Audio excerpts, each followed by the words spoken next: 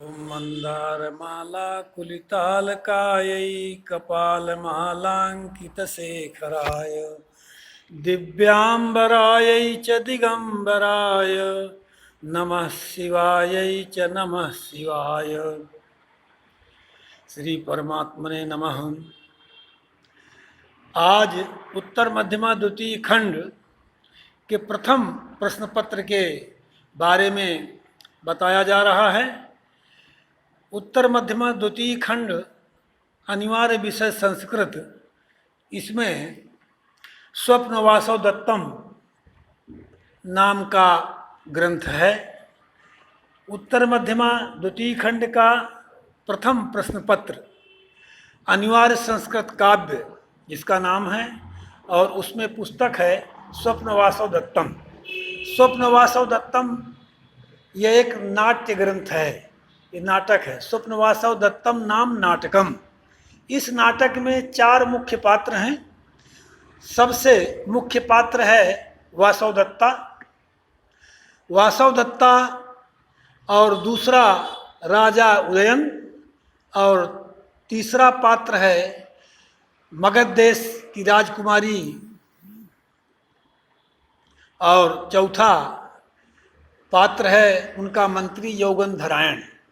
इस नाट्य शास्त्र में स्वप्न वासव दत्तम, इसमें 4 मुख्य पात्र हैं। पुनः सुने। पहला वासव दत्ता, दूसरा राजा उदयन, तीसरा पात्र मगध देश की राजकुमारी पद्मावती, और चौथा पात्र राजा उदयन का महामंत्री यौगंधरायण। स्वप्न वासव दत्ता एक ऐसा नाट्य ग्रंथ है जिसमें गद्य भी है और पद्य भी है। गद्यात्मकम पद्यात्मकम च काव्यम इदम। यह काव्य स्वप्न वासव दत्ता नाम का जो काव्य है, नाट्य काव्य है, यह गद्यात्मक भी है और पद्यात्मक भी है।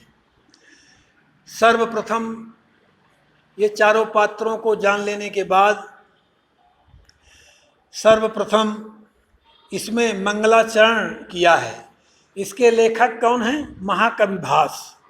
स्वप्न वासव दत्तम नाम नाटकम के लेखक हैं महाकवि भास। भास द्वारा लिखित यह स्वप्न वासव दत्तम नाम का जो ग्रंथ है, इसमें कथानक को प्रारंभ करने के पूर्व मंगलाचरण करते हैं।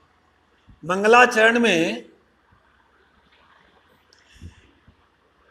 भगवान बलराम का स्मरण करते हुए काव्य को प्रारंभ किया जाता है, और इस पुस्तक में आगे जाकर के वासव दत्ता अदृश्य हो जाती है, और बाद में राजा उदयन को स्वप्न में मिलने के कारण इस पुस्तक का नाम वासव दत्ता, स्वप्न वासव दत्तम रखा गया है। स्वप्ने वासव दत्ता इति स्वप्न वासव दत्ता इति नाम नाटकम स्वप्न वासव दत्तम।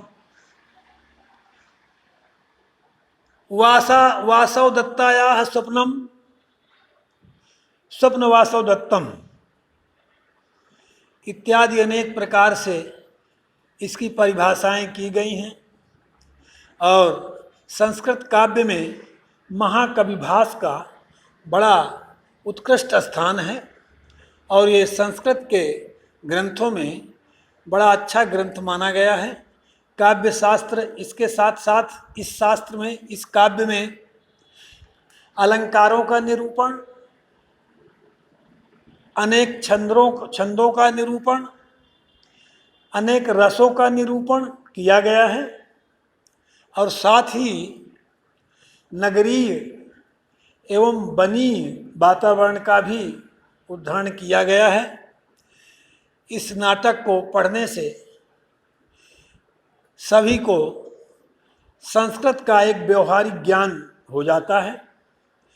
इस संस्कृत व्यवहारिक ज्ञान के लिए इस नाट्य ग्रंथ की रचना की गई है। इसका यही उद्देश्य है कि वासवदत्ता एवं राजा उदयन इन दोनों के कथानक के रूप में इस वासवदत्ता नाम नाटक जो है, इसमें संस्कृत का परिज्ञान कैसे व्यवहारिक रूप से हो सकता है, इस बात पर जोर दिया गया है। और आगे वासवदत्ता का अदृश्य होना और वासवदत्ता के साथ मंत्री यौगंधरायण का जाना,